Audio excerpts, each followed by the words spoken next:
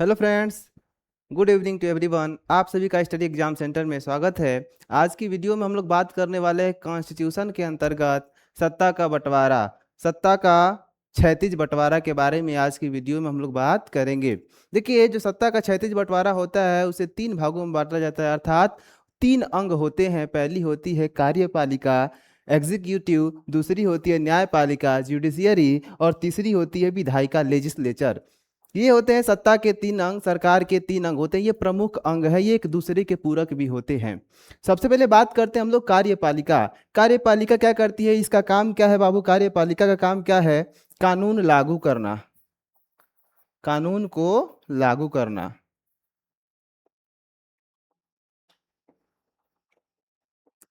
कानून को लागू करना। अब देखिए, जिस कानून को ये लागू करती है, ये कानून बनाता कौन है? तो ये कानून बनाने का काम करती है विधायिका।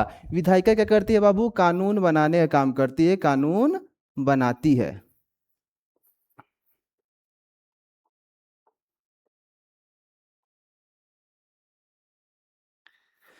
विधायिका जिस कानून को बनाती है उसी कानून को जो लागू करता है उसे कार्यपालिका कहते हैं। अब देखिए, बात करते हैं हम लोग न्यायपालिका जुडिशियरी की। देखिए, जो कानून बनाया जाता है और जिस कानून को लागू किया जाता है उस कानून की समीक्षा समीक्षा करके जो न्याय दिलाने का काम करती है उसे हम लोग क्या कहते हैं? न्यायपालिका। न्यायपालिका का काम क्या है?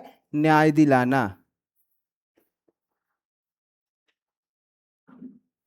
ठीक है, हमने देख लिया इस वीडियो में कार्यपालिका, न्यायपालिका और विधायिका को देख लिया कि कार्यपालिका जो होती है कानून को लागू करती है, विधायिका जो होती है न्याय दिलाती है, और सॉरी, विधायिका जो होती है कानून बनाती है, और जो न्यायपालिका होती है वो न्याय दिलाने का कार्य करती है। देखिए, आगे हम लोग देखते हैं कि जो कार्यपालिका होती है, कार्यपालिका किसे कहते हैं, इसके कितने अंग होते हैं, इसके अंतर्गत कौन कौन से लोग आते हैं, कौन कौन सी चीजें आती हैं, उसके बारे में हम लोग जानेंगे। तो बात करते हैं कार्यपालिका। कार्यपालिका यानी जो एग्जीक्यूटिव है, ये दो भागों में बांटी गई है। पहली होती है केंद्र। देखो, फर्स्ट क्या है बाबू? सेंट्रल सेंट्रल गवर्नमेंट आता है, और दूसरा होता है स्टेट गवर्नमेंट। एक राज्य स्तरीय होती है और एक केंद्र स्तरीय होती है। तो केंद्र में बात करते हैं, केंद्र के अंतर्गत आते हैं राष्ट्रपति, प्रेसिडेंट। प्रेसिडेंट जो भैया भारत के पहले नागरिक भी हैं, राष्ट्रपति भारत के पहले नागरिक नागरिक भी हैं, वो भी किसके अंतर्गत आते हैं? कार्यपालिका के अंतर्गत, जो केंद्र है उसके अंतर्गत आते हैं। दूसरा व्यक्ति है उपराष्ट्रपति, वाइस प्रेसिडेंट। कौन? वाइस प्रेसिडेंट, है ना। अब तीसरे आते हैं हमारे देश के शासक। कौन? प्रधानमंत्री। एक मिनट,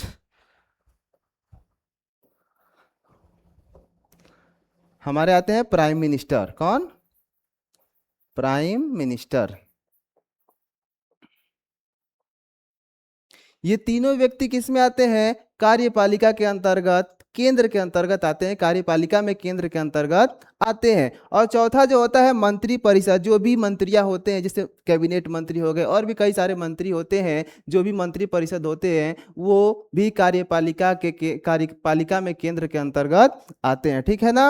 अब बात करते हैं इसके अंतर्गत आने वाला जो राज्य है उसमें कौन कौन से लोग आते हैं। तो बात करते हैं, राज्य में आता है पहला राज्यपाल, जिसे हम लोग बोलते हैं गवर्नर। क्या बोलते हैं?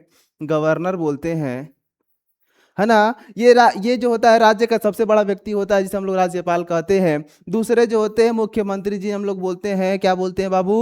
Chief minister. Chief minister.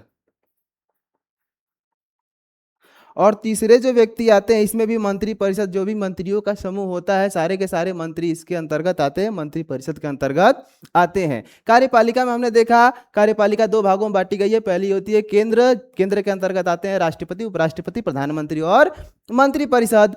दूसरे तरफ हमने राज्य में देखा, तो राज्य में आते हैं राज्यपाल, मुख्यमंत्री और इसके अंतर्गत आने वाले मंत्री परिषद आते हैं। हमने कार्यपालिका को देखा। आगे हम लोग देखते हैं बाबू न्यायपालिका को। कार्यपालिका के बाद अब बात आती है न्यायपालिका की। तो बात करते हैं न्यायपालिका। न्यायपालिका को मुख्यतः तीन भागों में बांटा जाता है। पहला सुप्रीम कोर्ट, दूसरा हाई कोर्ट और तीसरा डिस्ट्रिक्ट कोर्ट। ठीक है, बात करते हैं। देखिए, सुप्रीम कोर्ट की, सर्वोच्च न्यायालय, सुप्रीम कोर्ट जो होता है ये देश का सबसे बड़ा न्यायालय होता है। देश का सबसे बड़ा न्यायालय होता है। ये देश का सबसे बड़ा न्यायालय होता है। पूरे भारत में सुप्रीम कोर्टों की संख्या कितनी है? Number of supreme court in India कितना है?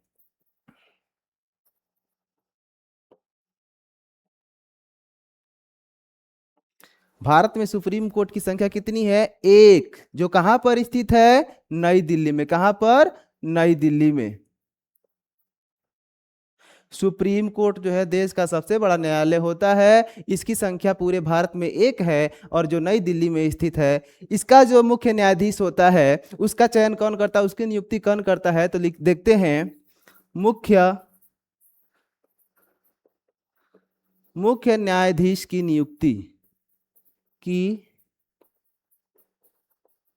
नियुक्ति राष्ट्रपति करता है। कौन करता है बाबू? राष्ट्रपति। देखिए, सुप्रीम कोर्ट का जो मुख्य न्यायाधीश होता है उसका नियुक्ति कौन करता है? राष्ट्रपति करता है। आगे हम बात करते हैं हाई कोर्ट की, उच्च न्यायालय की। बात करते हैं किसकी बाबू? हाई कोर्ट की, उच्च न्यायालय की। देखिए, जो हाई कोर्ट होता है उच्च न्यायालय होता है, यह देश का दूसरा सबसे बड़ा न्यायालय होता है। देश का दूसरा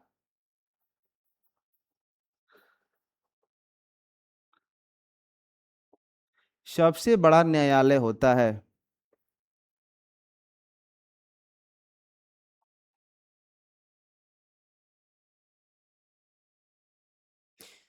जो उच्च न्यायालय होता है, हाई कोर्ट होता है, ये देश का दूसरा सबसे बड़ा न्यायालय होता है। ये लगभग प्रत्येक अपने स्टेट के पास होता है। जो भी भारत के राज्य हैं उनके पास अपना अपना हाई कोर्ट होता है।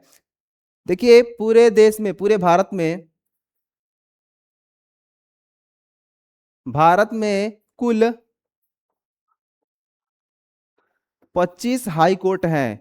कुछ हाई कोर्ट ऐसे हैं जो दो दो राज्यों को एक साथ देख लेते हैं, इसलिए इनकी संख्या कितनी है? 25 है। हमारे राज्य में हाई कोर्ट कितना है? एक है। जो कहां पर है? इलाहाबाद में है, प्रयागराज में है। ठीक है।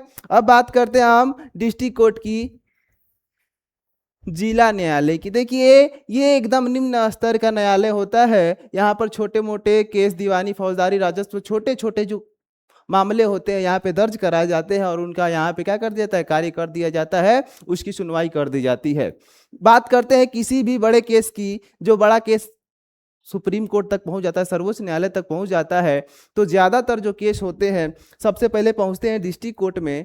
अब वहां से भैया उसकी सुनवाई नहीं हो पाती है, केस बड़ा दिखने लगता है, तो जाता है हाई कोर्ट में। हाई कोर्ट से मामला नहीं संभला तो जाता है सुप्रीम कोर्ट में। अब सुप्रीम कोर्ट का जो न्यायालय में जो भी बात कही जाएगी मुख्य न्यायाधीश के द्वारा, वही क्या होगा? सर्वोपरि होगा। ठीक है। बात करते हैं जिला न्यायालय की, डिस्ट्रिक्ट कोर्ट की। तो ये जो होता है प्रत्येक जिले के पास होता है, प्रत्येक जिले में होता है। भारत के प्रत्येक जिले में, भारत के प्रत्येक जिले में भैया क्या होता है? जिला न्यायालय होता है। ये छोटे छोटे कार्यों को देखता है, छोटे छोटे मामलों को सुलझाने का कार्य करता है। ठीक है। इसमें दीवानी और फौजदारी के केस ज्यादातर देखे जाते हैं, दीवानी और फौजदारी के।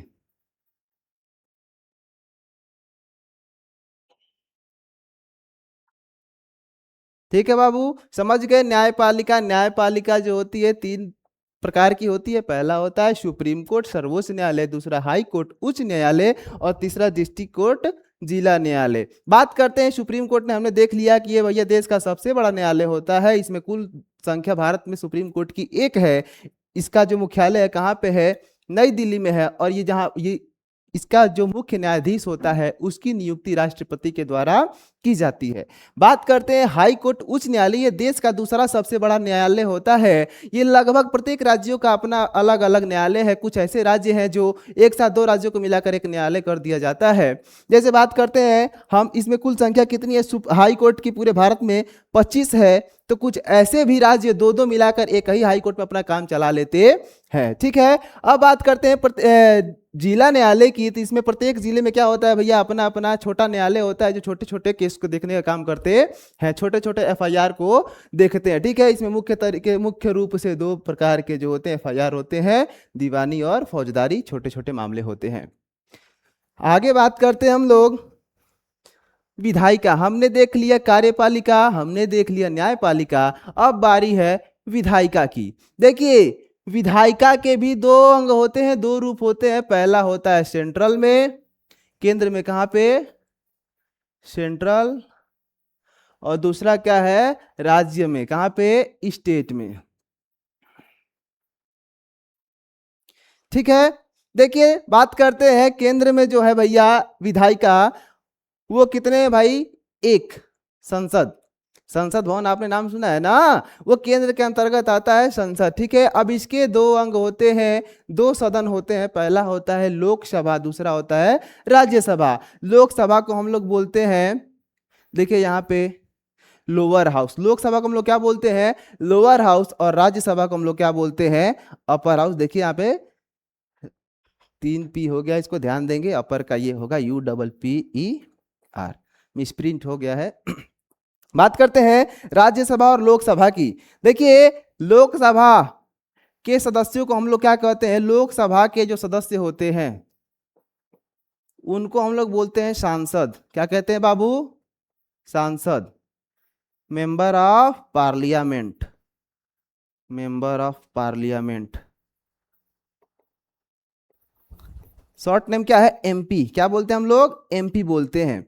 इनकी जो नियुक्ति होती है, इनका जो चयन किया जाता है जनता के द्वारा प्रत्यक्ष रूप से किया जाता है। इनकी नियुक्ति कैसे होती है बाबू, इनकी नियुक्ति कैसे होती है, जनता के द्वारा। किसके द्वारा, जनता द्वारा, है ना, प्रत्यक्ष रूप से किया जाता है, जनता द्वारा प्रत्यक्ष रूप से किया जाता है। ठीक है, इनकी जो बैठक होती है कहां पे होती है, संसद के अंतर्गत लोअर हाउस यानी निचले सदन में होती है। लोअर हाउस यानी निचला सदन, कहां पे, निचला सदन में। बात करते हैं पूरे भारत में लोकसभा की सीटों की संख्या कितनी है, तो पूरे भारत में लोकसभा सीटों की संख्या ऐसे तो 550 है, लेकिन वर्तमान में कार्यरत कितने हैं, वर्तमान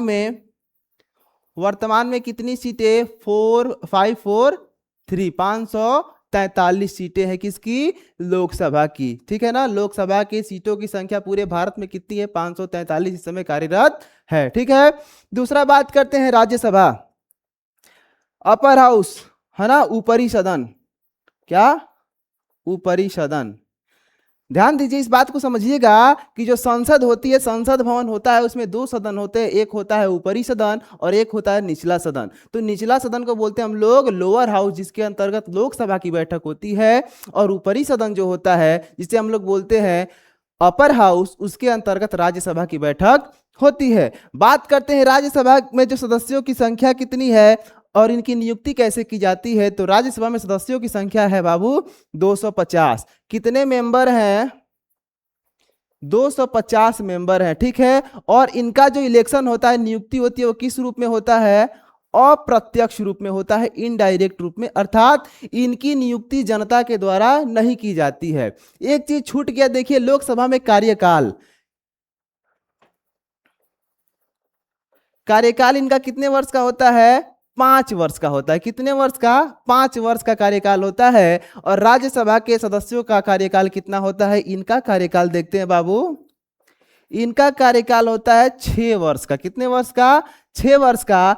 और प्रत्येक 2 वर्ष में 1/3 सदस्यों को हटा दिया जाता है। बात करते हैं कि लोकसभा यानी लोअर हाउस को कभी भी भंग किया जा सकता है, लेकिन अपर हाउस को, राज्यसभा को कभी भी भंग नहीं किया जा सकता है ना। बात करते हैं, देखिए हमने राज्यसभा में मेंबर की संख्या कितनी है, 250, 250 है। इनका जो चुनाव होता है अप्रत्यक्ष रूप से, अर्थात जनता इनका चुनाव नहीं करती है। इनका कार्यकाल 6 वर्ष का होता है, और प्रत्येक 2 वर्ष में,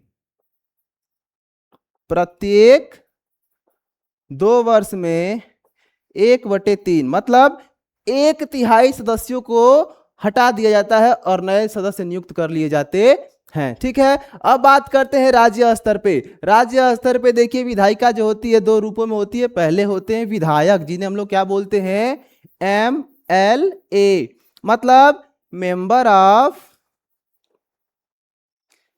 of legislative assembly, member of legislative assembly, short name MLA, जिन्हें हम लोग बोलते हैं विधायक। ठीक है, ये किसके अंतर्गत आते हैं बाबू? ये विधान मंडल के अंतर्गत, देखिए विधान मंडल के अंतर्गत आते हैं, ठीक है। जिस विधान मंडल के अंतर्गत कौन आते हैं? विधायक आते हैं, ठीक है, जिसे हम लोग विधानसभा के अंतर्गत रख सकते हैं, विधानसभा में रखते हैं, ठीक। देखिए विधान सभा, ठीक है।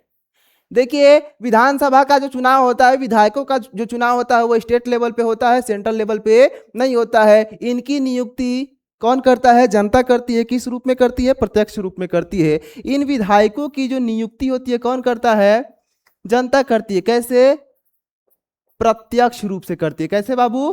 प्रत्यक्ष रूप से जनता इनकी नियुक्ति करती है, ठीक है ना। अब देखिए पूरे भारत में प्रत्येक स्टेट के पास अपना अलग अलग विधानसभा है, ठीक है ना। जैसे उत्तर प्रदेश में विधानसभा सीटों की संख्या कितनी है? उत्तर प्रदेश में विधानसभा सीटों की संख्या कितनी है?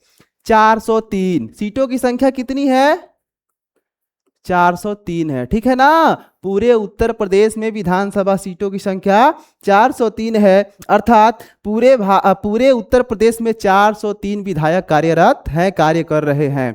बात करते हैं जो विधायक होते हैं इनकी नियुक्ति प्रत्यक्ष रूप से जनता के द्वारा की जाती है। इनमें सीटों की संख्या 403 होती है और ये विधानसभा के अंतर्गत आते हैं, है ना। इनका भी कार्यकाल कितने वर्ष का होता है? इनका भी कार्यकाल कितने वर्ष का?